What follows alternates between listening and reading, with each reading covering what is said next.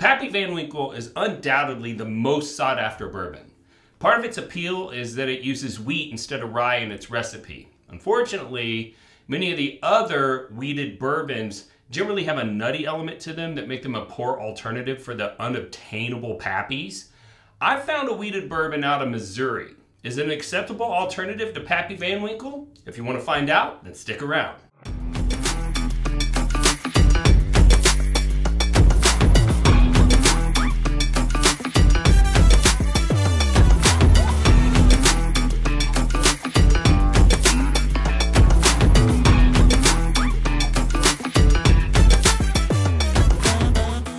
So the whiskey I'm talking about is from Holladay Distillery that is in Missouri.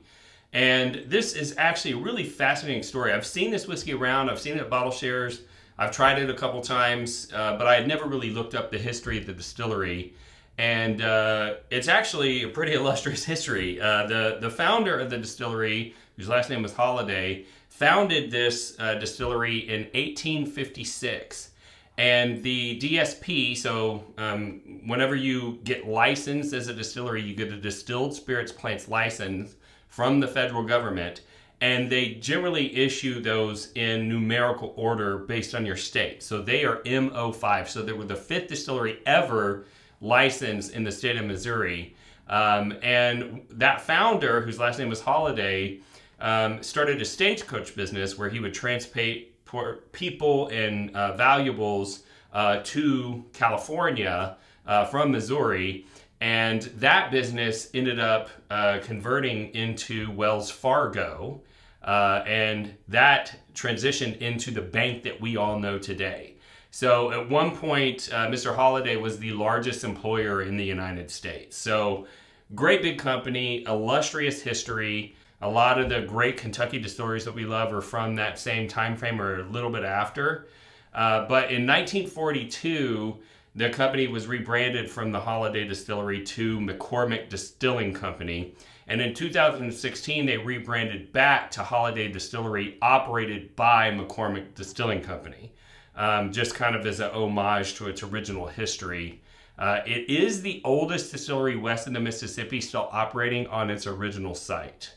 And just for full disclosure purposes, this bottle was gifted to me by Tim King, who lives not too far from the distillery, and he was coming to visit for one of the events that I was doing here in town.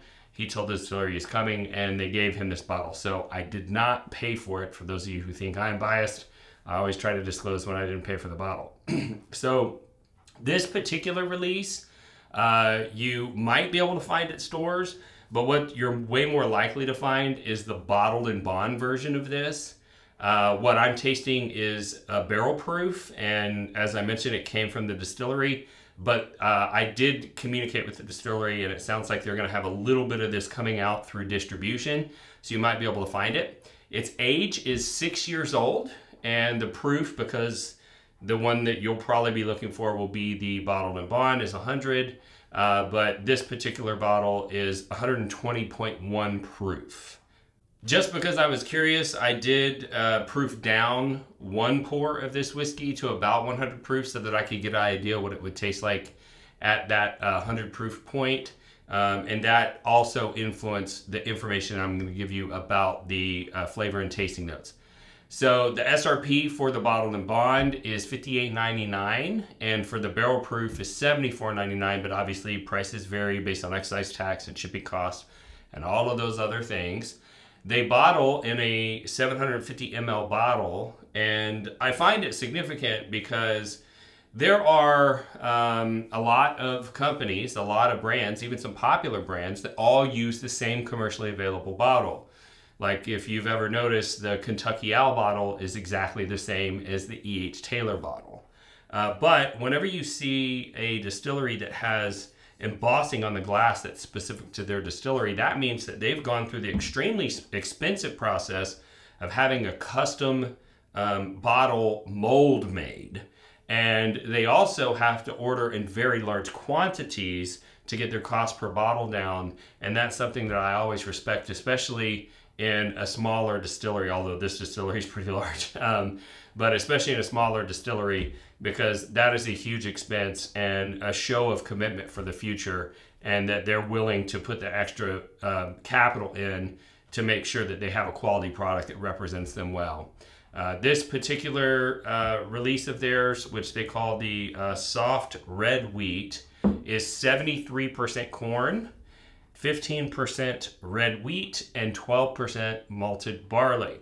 And if you've watched some of my other videos, you know that 12% malted barley is the magic number that makes it so that they don't have to add any commercially produced enzymes during their cook process to get all of the carbohydrates converted into sugar before the fermentation process.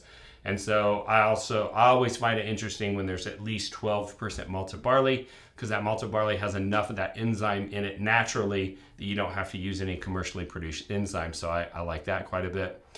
So let's taste this sucker up, and then we'll do a comparison and see how it fares against these other wheat-based bourbons that we love so much. So, as always, on the nose, getting a good bit of caramel. It'd be weird if you nosed a bourbon and you didn't get honey, caramel, toffee, or butterscotch, because the burning process of the barrel caramelizes those wood sugars, and as the whiskey ages, it pulls those caramelized wood sugars out, and it's going to put something that's akin to a caramelized wood sugar smell and flavor into the whiskey.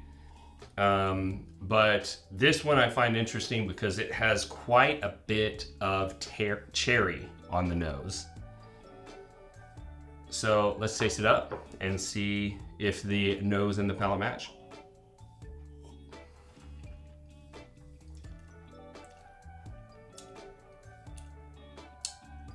Right up front, caramel hits. Not too hard though. We'll call it integrated caramel. It's not smoky, and so I don't think it goes in the direction of toffee. It's not like buttery, so I don't think it goes in the direction of butterscotch. And I'm not getting much of the honey flavor, which to me is a little bit dirtier flavor of that of that particular flavor. So I'm gonna call it caramel.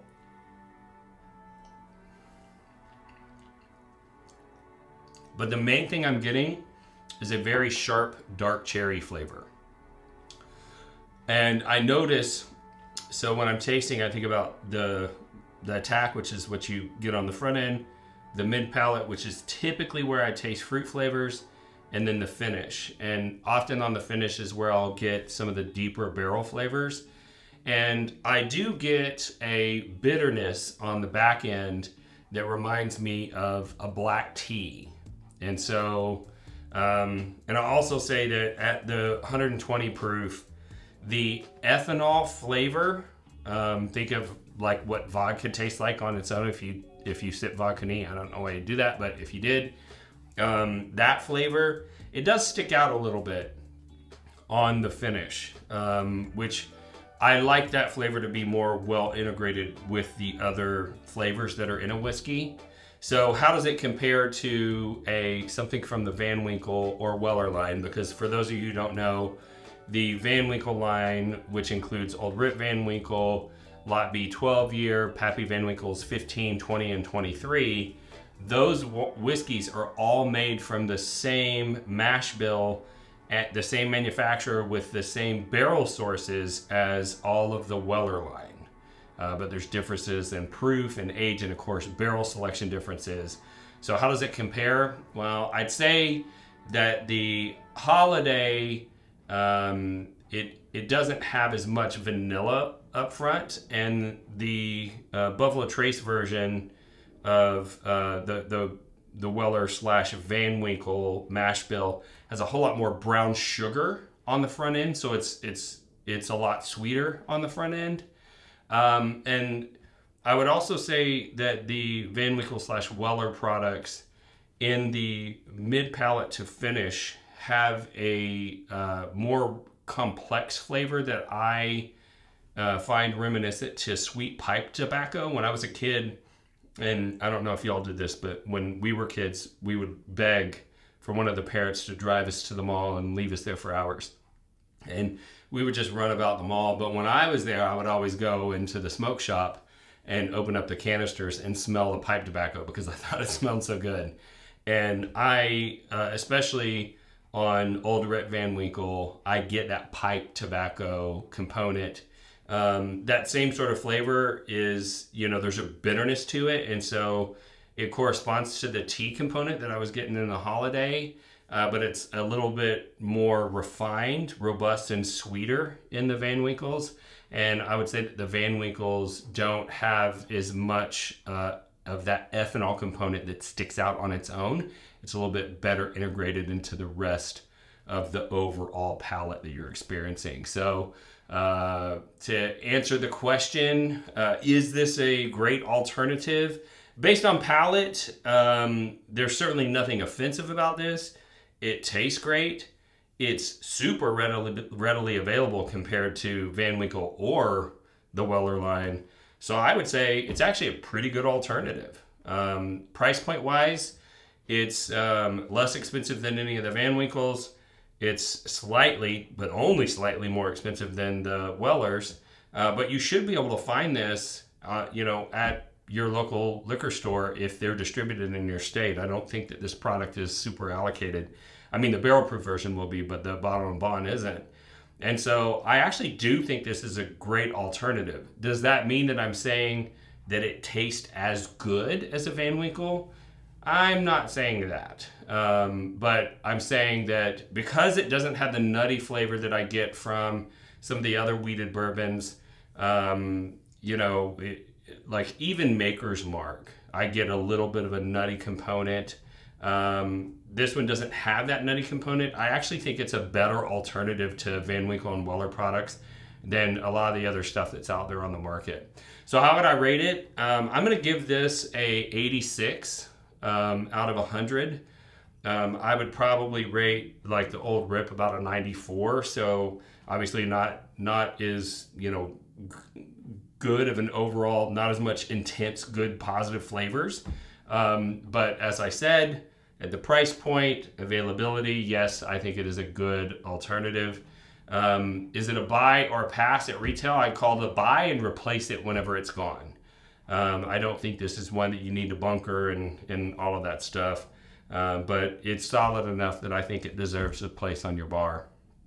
Okay, so hope that was useful for you. If you don't know, on every episode, we do a free giveaway. And this week, I'm going to be giving away 1 ounce of all of the bottles that you see up here. So you're going to get 1 ounce of the Old Rip Van Winkle, the Weller Antique 107, and also the Van Winkle Lot B.